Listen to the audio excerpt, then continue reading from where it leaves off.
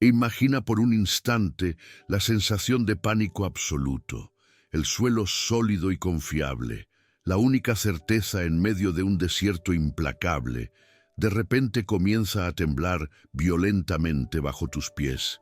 No es un terremoto común, una grieta oscura y profunda rasga la tierra, y tú observas, horrorizado, cómo hombres, mujeres y niños son tragados vivos, sus tiendas y todas sus posesiones desapareciendo en un abismo que se cierra tan rápido como se abrió. Esta escena aterradora, descrita en Números 16, es a menudo recordada como un simple castigo divino contra una rebelión por poder. Pero esa explicación es peligrosamente incompleta. Si la cuestión era solo envidia y una disputa política, ¿por qué Dios ejecutaría una sentencia tan extraña, tan teatralmente específica y sin precedentes en toda la Escritura? ¿Qué estaba realmente en juego ese día? La verdad es que el error fatal de Coré, Datán y Abiram no fue principalmente político, sino teológico, un equívoco devastador sobre la naturaleza misma de Dios, un error que, de forma sutil y alarmante, resuena en muchos corazones e iglesias hasta el día de hoy, sin que nos demos cuenta del peligro inminente. El castigo que sufrieron no fue aleatorio, fue un mensaje codificado, una respuesta perfectamente simétrica a un pecado mucho más profundo que la simple codicia por el liderazgo de Moisés. La tierra abriéndose no fue solo un acto de poder, fue un sermón geológico. Reveló la naturaleza exacta de su error, un error que ataca el fundamento mismo de nuestra fe. Estamos a punto de descifrar ese mensaje y descubrir qué sucede cuando el hombre intenta reemplazar la base de la gracia divina por su propio mérito. Este video va más allá de la superficie de la historia de una rebelión en el desierto. Vamos a investigar qué motivó realmente a Coré, a analizar las palabras hebreas que revelan sus verdaderas intenciones y a conectar los puntos para exponer el error teológico que provocó un juicio tan literal. La pregunta que nos guiará es aterradora. ¿Por qué el castigo fue arrancar el fundamento físico debajo de sus pies? Al final de este viaje, entenderás que la historia de Coré es un espejo, reflejando una tentación que todo creyente enfrenta. La sutil presunción de que, de alguna manera, merecemos nuestro lugar ante Dios. Y descubrirás por qué esa presunción es, espiritualmente, un abismo esperando abrirse. Si eres un apasionado por desentrañar los misterios más profundos de la Biblia, y entender cómo las historias antiguas hablan directamente a tu vida hoy, entonces estás exactamente en el lugar correcto. Creemos que cada detalle en las Escrituras, incluso el más terrible, contiene una lección transformadora esperando ser descubierta. Antes de viajar juntos al desierto del Sinaí para presenciar este evento impactante, queremos invitarte a unirte a nuestra comunidad de exploradores de la verdad. Si este tipo de contenido edifica tu fe, deja ya tu me gusta para que YouTube entienda la relevancia de este mensaje. Suscríbete para no perderte ninguna de nuestras investigaciones bíblicas y comenta aquí abajo desde qué ciudad, estado o país nos estás acompañando. Es una alegría inmensa saber hasta dónde está llegando la palabra de Dios a través de este trabajo. Para entender la profundidad de este evento, necesitamos transportarnos allí. Cierra los ojos y siente el calor abrasador del sol del Sinaí. Ve el polvo fino levantándose entre las sandalias, escucha el murmullo constante de 2 millones de almas viviendo en un campamento colosal. La vida en el desierto era precaria, una lección diaria de dependencia. La única cosa estable, la única base física en un mundo de arena e incertidumbres, era el suelo bajo sus pies. En el centro de todo, se erigía el tabernáculo, la tienda de la presencia de Dios, y a su alrededor las tribus acampaban en un orden divinamente prescrito. Esta geografía no era solo logística, era una teología visible, una declaración constante de que Dios estaba en el centro y que todo operaba según su perfecta organización. Cada familia tenía su lugar, su función, su posición designada. En el corazón de este orden encontramos al primer arquitecto de la rebelión, Coré. Él no era un extraño o un marginado. Al contrario, Coré pertenecía a una élite. Como levita de la familia de Coat, era de la misma tribu de Moisés y Aarón, sus primos. Los coatitas tenían el honor sagrado de transportar los objetos más santos del tabernáculo, como el arca de la alianza. Coré vivía en la proximidad de lo sagrado. Podía tocar el mobiliario de la casa de Dios, pero no podía ministrar dentro de ella.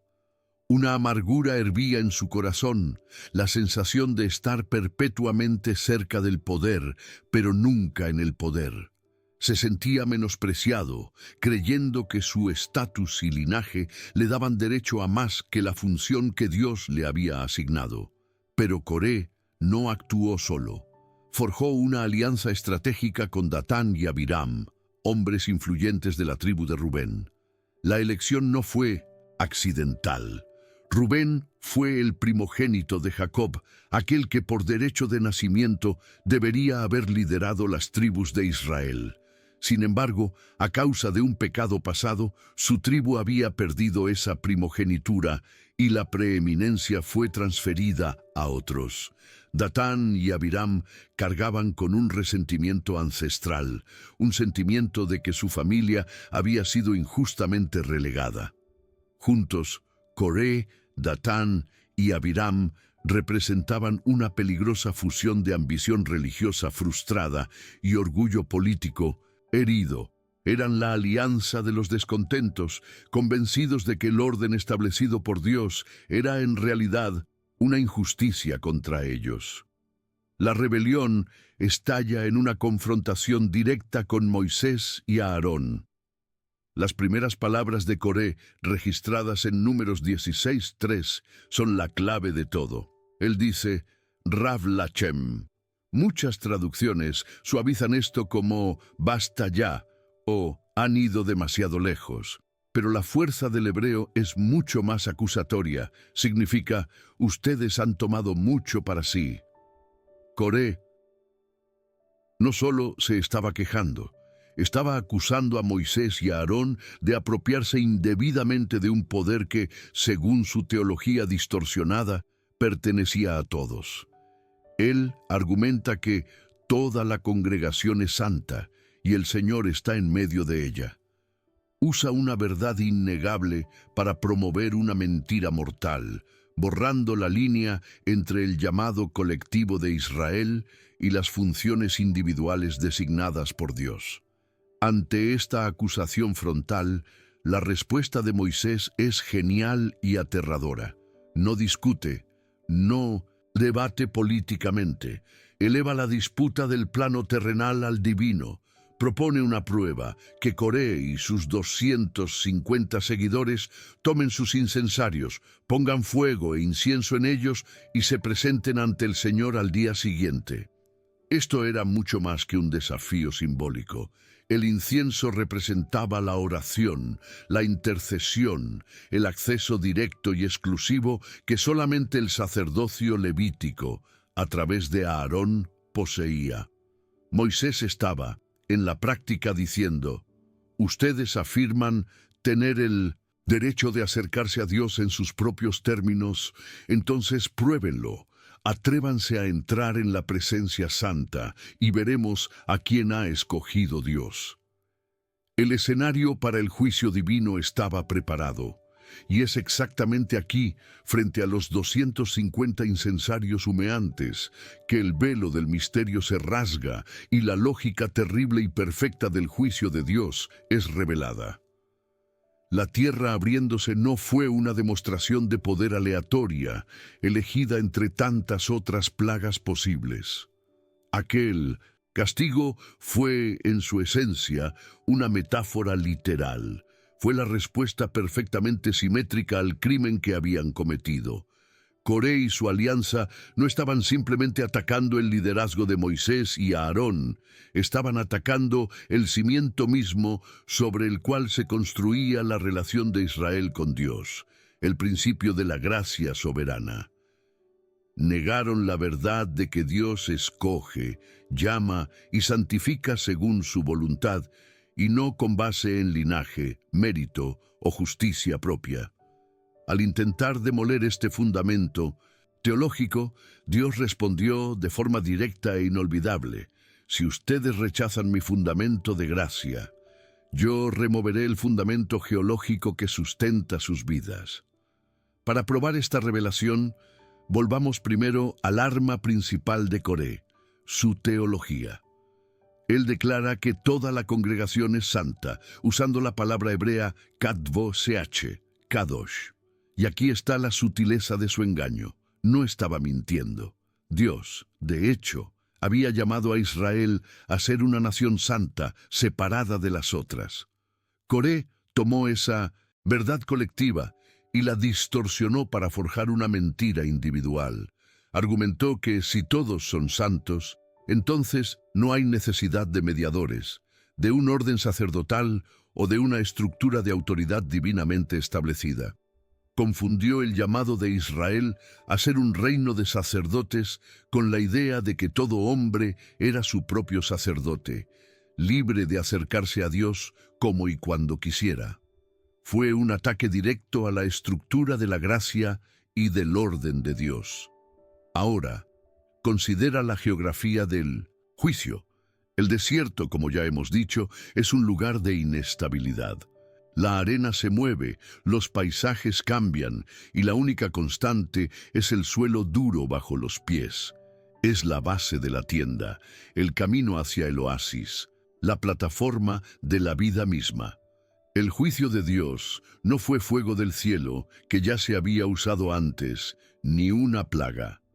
Al remover el propio suelo, Dios estaba comunicando de la forma más visceral posible la consecuencia de su pecado. Ellos buscaron un nuevo fundamento para la adoración, basado en sus propios méritos. En respuesta, Dios removió el fundamento físico que los sustentaba, mostrando que cualquier base que no sea su gracia soberana es en realidad un vacío, un abismo a punto de manifestarse. Además, la grieta en la tierra creó una separación visual y permanente, un recordatorio físico de la separación espiritual. El texto bíblico se asegura de registrar la orden de Dios para que el resto de la congregación se apartara de las tiendas de Coré, Datán y Abiram. El abismo que se abrió no fue solo una sepultura, fue una frontera infranqueable dibujada por el dedo de Dios mismo. Esa imagen poderosa enseñaba a todo Israel una lección inolvidable. Rebelarse contra el orden de Dios no solo resulta en muerte, sino en ser cortado, separado de la comunidad del pacto. La tierra tragándolos fue la ratificación física de que ellos ya se habían separado espiritualmente del pueblo de Dios a través de su orgullo y rebelión. Y aunque los arqueólogos obviamente no han encontrado una fisura en el desierto con la etiqueta «el abismo de Coré», sí proporcionan un soporte crucial para la credibilidad de la narrativa.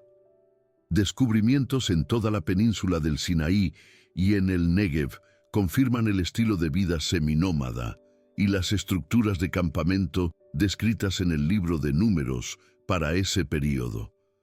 Más específicamente, el hallazgo de innumerables incensarios de cerámica y metal en sitios arqueológicos por todo el Levante antiguo demuestra la centralidad del incienso en los rituales de culto de la época.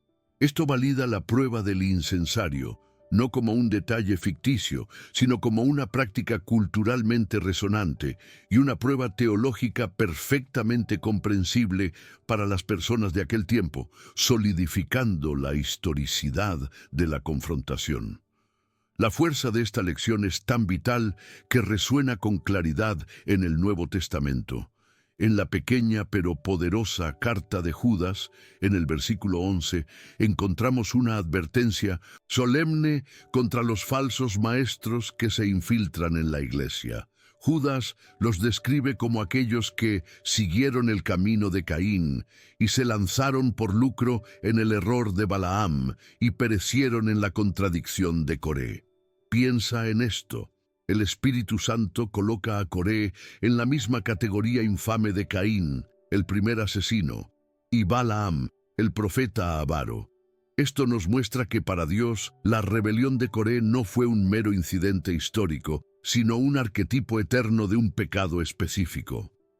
El rechazo de la autoridad divinamente constituida en favor de la autopromoción. Para profundizar aún más, podemos conectar el error de Coré con el pecado de Usa, en 2 Samuel, capítulo 6. Cuando los bueyes que llevaban el arca de la alianza tropezaron, Usa, con la mejor de las intenciones, extendió la mano para sostener el arca y evitar que cayera. Fue fulminado instantáneamente. ¿Por qué? Porque violó el mandamiento explícito de Dios sobre quién podía tocar lo sagrado. El pecado de Usa fue el de la presunción bien intencionada. El pecado de Coré fue el de la presunción malintencionada. Ambos, sin embargo, brotan de la misma raíz. La creencia de que la lógica, la intención o el estatus humano pueden superponerse a las reglas claras de Dios sobre cómo nos acercamos a su santidad. Ambos enseñan que Dios es santo en sus propios términos. Finalmente, el libro de Hebreos en el Nuevo Testamento nos entrega la conclusión teológica definitiva para este evento. En Hebreos 5:4, al describir el sacerdocio, el autor inspirado escribe: «Y nadie toma para sí esta honra, sino el que es llamado por Dios, como lo fue Aarón». Esta única frase es el epitafio de la rebelión de Coré. Desmantela por completo su argumento y vindica la acción de Dios. El honor de ministrar ante el Señor no es un derecho a ser reclamado, un cargo a ser conquistado por elección o una posición a ser usurpada por la fuerza. Es un llamado soberano, un don de la gracia.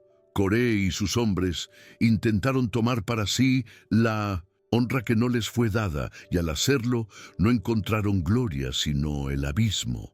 Habiendo validado la tesis, podemos ahora cruzar el puente de la información a la transformación. ¿Qué nos enseña esta historia terrible sobre Dios y sobre nosotros mismos? La lección fundamental, grabada a fuego y tierra en la memoria de Israel, es la diferencia infranqueable entre la gracia y el mérito. El error de Coré es, en su esencia, el error fundamental de toda religión basada en obras humanas. Es la peligrosa creencia de que nuestro estatus, nuestro linaje, nuestro conocimiento de las Escrituras o nuestra aparente rectitud nos conceden algún tipo de derecho innato para acercarnos a Dios en nuestros propios términos. Coré creía que su identidad como levita y la santidad general de Israel eran su boleto para la presencia de Dios. Estaba trágicamente equivocado, y la tierra lo corrigió. La imagen de la tierra abriéndose se convierte entonces en la más poderosa advertencia contra la autoconfianza espiritual. Nos enseña que cualquier fundamento que no sea la gracia soberana y la elección de Dios es, en realidad, un abismo disfrazado, una trampa esperando abrirse bajo el peso de nuestro orgullo.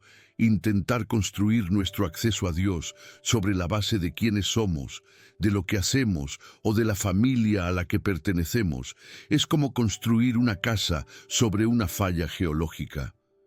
Puede parecer seguro por un tiempo, puede incluso parecer justo a nuestros propios ojos, pero en última instancia no tiene sustancia y está condenado al colapso. El acceso a Dios no es un derecho a ser exigido, sino un regalo a ser recibido con humildad a través del mediador que Él mismo, en su misericordia, estableció para nosotros. Por lo tanto, Esta historia revela un aspecto crucial del carácter de Dios. Su santidad es absoluta y el orden que Él establece no es negociable. Él no se doblega ante la lógica humana, las presiones políticas o las exigencias del orgullo. Sin embargo, dentro de esa santidad inflexible, Él provee un camino de acceso. El sacerdocio de Aarón era una sombra, un prototipo del verdadero y único mediador que vendría. La lección de Coré, por lo tanto, no es solo sobre un levita envidioso, es un cartel divino, erigido en medio del desierto, que grita a través de los siglos: nadie viene al Padre sino por el camino que yo he determinado. La única base segura es aquella que Él mismo nos ofrece, no la que intentamos construir para nosotros mismos. Y ahora, la historia de Coré deja de ser un evento de milenios atrás y se convierte en un espejo. El puente final ya no es del desierto a la teología, sino del desierto a tu corazón, aquí y ahora. La lección nos obliga a hacer una pregunta incómoda, pero absolutamente vital. ¿En qué áreas de mi vida opero con el espíritu de Coré? ¿Dónde es que yo, sutilmente, sin darme cuenta, siento que mi tiempo en la iglesia, mi conocimiento bíblico, mis ofrendas o mi buen comportamiento me dan ciertos derechos ante Dios? ¿Dónde es que confío en mi propia base, en mis propios méritos, en lugar de depender radicalmente de la gracia que me fue dada y que me sostiene en cada respiración? Piensa en los momentos de crítica y comparación. Cuando miras a líderes espirituales, ya sean pastores, ancianos o líderes de ministerio, y un pensamiento secreto surge en tu mente: yo podría hacer eso mejor, o estoy más calificado que él. O cuando comparas tu camino espiritual con el de otro hermano y sientes una pizca de superioridad, pensando: al menos yo no cometo los mismos errores que él. En esos momentos, por más fugaces que sean, el espíritu de Coré está susurrando en tu oído. Es la misma presunción, la misma autoconfianza que lo llevó a creer que su santidad personal le daba el derecho de desafiar el orden de Dios. Es el peligroso intercambio de la humildad por la justicia propia. Este autoanálisis es crucial porque, al final de cuentas, el espíritu de Coré nos lleva a ver a Dios no como un padre bondadoso, sino como un jefe a quien podemos impresionar, o un político a quien podemos presionar con nuestras credenciales. Nos hace olvidar que cada bendición, cada acceso, cada momento en su presencia no es ganado por nuestro desempeño, sino comprado por la sangre del Cordero. Por lo tanto, la pregunta final que esta historia nos deja es esta: ¿sobre qué fundamento estás realmente de pie? ¿Es sobre la roca inamovible de la gracia de Cristo que te sostiene a pesar de tus fallas? ¿O es sobre el suelo arenoso y traicionero de tu propia justicia, que, como hemos visto, puede convertirse en un abismo en cualquier momento? La historia de Coré, por lo tanto, permanece como un memorial eterno, una alerta sísmica contra el orgullo espiritual. La tierra que se abrió y lo devoró vivo no fue solo un castigo, sino una lección inolvidable. El mayor error que podemos cometer es intentar reemplazar el fundamento de la gracia de Dios por cualquier base construida por nuestro propio mérito. Cada vez que confiamos en nuestra propia justicia, en nuestro conocimiento o en nuestra posición, estamos en espíritu alineándonos con Coré, de pie sobre un suelo que podría no soportar el peso de la santidad de Dios. El mensaje es claro: la única fundación segura es aquella que Él mismo ha provisto. Queremos que esta reflexión continúe y se profundice con tu ayuda. Por eso, nuestro llamado a la acción hoy es una invitación a la sabiduría colectiva. Usa la sección de comentarios abajo para responder con sinceridad a esta pregunta: ¿Cuál es la manifestación más sutil del error de Coré que ves hoy en día, ya sea en tu propia vida o en la iglesia en general? El objetivo no es juzgar, sino discernir juntos como cuerpo de Cristo. La respuesta más perspicaz y edificante me aseguraré de fijarla en la parte superior como un destaque para toda nuestra comunidad. Y si has llegado hasta aquí y todavía no te has suscrito, únete a nosotros para más investigaciones profundas como esta. Recuerda, siempre la imagen de aquella grieta en el desierto nos enseña que nuestra seguridad no está en cuán firmemente nos aferramos al suelo, sino en cuán firmemente el suelo, que es Cristo, nos sostiene. Que podamos abandonar toda confianza en nuestros propios méritos y aprender a descansar plenamente en la gracia, que es el único fundamento que jamás temblará, jamás se romperá y jamás nos fallará. Pues al final, la única tierra firme que realmente existe es aquella que el propio Dios, en su misericordia, elige para afianzarnos.